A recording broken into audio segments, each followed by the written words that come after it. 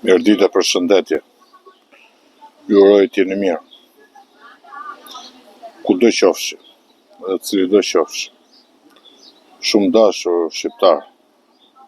Siç edhe e dim, zgjedhjet e mbaruan. Dhe mbaruan kështu siç mbaruan. Tani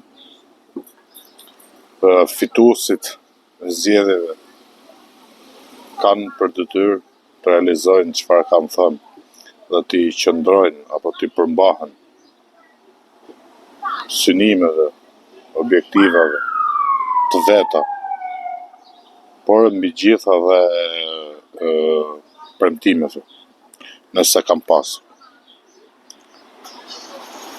Por shumë të nderuar shqiptar, sepse gjithçka në fakt është politike, por kjo nuk do thotë që ne nuk do të merremi edhe me çështje historike. Pra do ta nashkalojmë atë historike dhe do të merrem vetëm me diskutimet apo me retorike politike. Tani nga shqetësimet e mia më të mëdha të shumë të nderuar shqiptar, pra ju drejtohem ju që jeni të interesuar në lidhje me këtë çështje, si çështja ilire për ne shqiptarë. Është për të ardhur keq, ta shqiptar vjen shumë keq. Në fakt që në shkollat tona nënvjeçare, shkollat mesme dhe në universitete përgatiten shqiptar që nuk njohin çështjen ilire, ose e njohin atë në mënyrë të deformuar dhe në mënyra të pjesshme. Sepse çështja ilire dashur shqiptar na sjell ne tek drejta arbrore. Edhe drejta arbrore garanton të drejtën shqiptare. Pra, unë kisha dëshirë që të ngrija bashkë me ju një tezë për diskutim, dashur shqiptar, një tezë e cila mu më lë shumë përshtypje edhe si thuash më gjeneron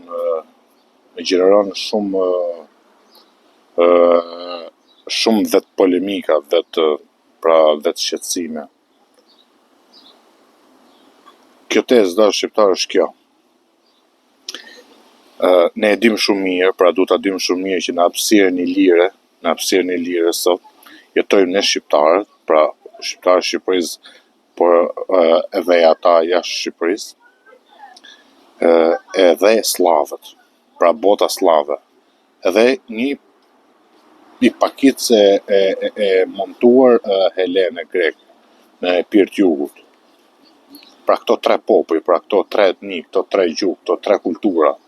Po, e vërtet, këto të treja përbëjnë kulturë e tyre dalluese, veçuese, ndarëse, mos pajtuese në fakt.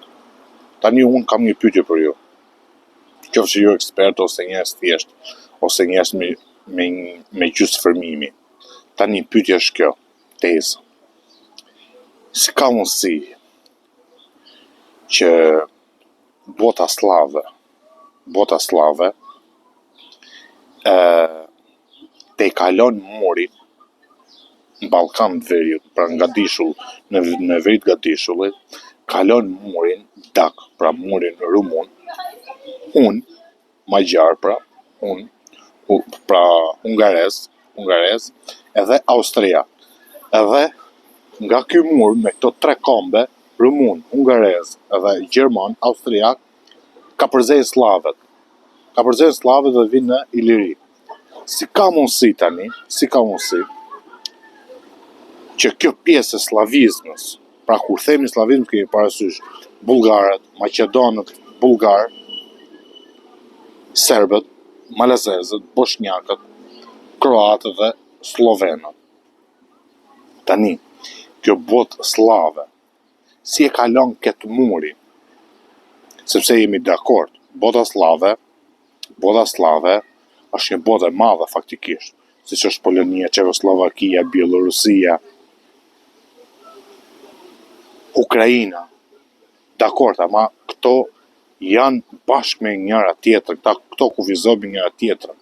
Tani kjo botë slave, si ka përzën këtë murin me këto 3 kombe, me këto 3 kolona kombesh, edhe vjen në Iliri.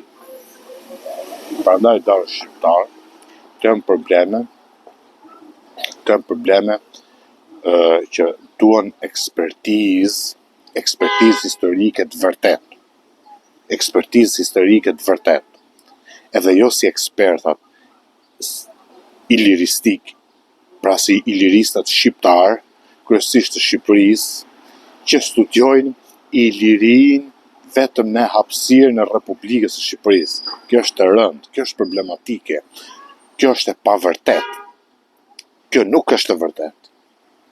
Nuk mund të studiojmë Ilirin, mbretëritë dhe fiset ilire vetëm në Shqipëri. Kjo nuk është e vërtet.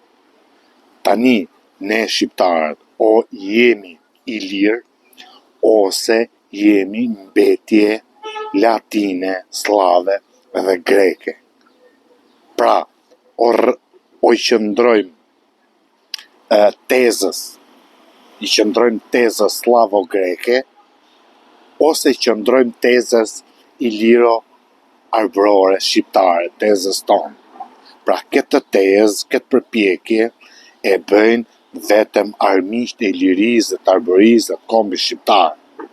Prandaj që unë kundërshtoj ashpërsisht, rreptësisht këtë tezë që të studiohet Iliria vetëm në hapësirën shqiptare. Tani ata që merren me studimin e popujve, e fiseve dhe mbretërive ilire, ata janë të lutur që të studiojnë Ilirin në totalitetin, në universalitetin e saj. Jo vetëm për brenda Shqipërisë. Gjithë fiset ilire shohim shumë ardha moderne që i ngarkojnë, i zhdapin, i gjeshojnë si cigare në një paket duhani brenda Shqipërisë. Kjo nuk është e vërtet. Kjo nuk është e vërtet. Kur studiojmë Ilirin, do studiojmë të gjithë Ballkanin qendror perëndimor, edhe verior, pra mbi Sloveni edhe deri në Pelopones, deri kufi me dinastin Maqedone në Thesali. Është shumë e turpshme nga ana jonë, nga ne shqiptarët, që veçojmë, kur studiojmë Ilirin, veçojmë Epiri, Maqedoninë, edhe disa mbretëri tjera. Unë e kam refleksuar edhe më përpara, edhe më parë, që këto nuk janë veçmas, këto janë bashk, pra janë në një botë. Në një botë, pra në botën ilire. Këto nuk janë asgjë tjetër përveç se mbretëri ilire. Jemi rregull deri këtu? Pra teza ime për diskutim është si ka mundësi që slavizma, popull slav, të cilët kam refleksuar edhe më parë, nuk kanë turp fare, për brenda dialektit të tyre të gjuhës slave, nuk kanë turp dhe pretendojnë gjuhë të tyre kombëtare, që gjuha kombëtare slovene, kroate, serbe, maqedone, malazeze, gjuha malazeze, po nuk ka gjuhë slovene, malazeze apo serbe. Ajo është slavishte, ato janë dialektore të slavishtës.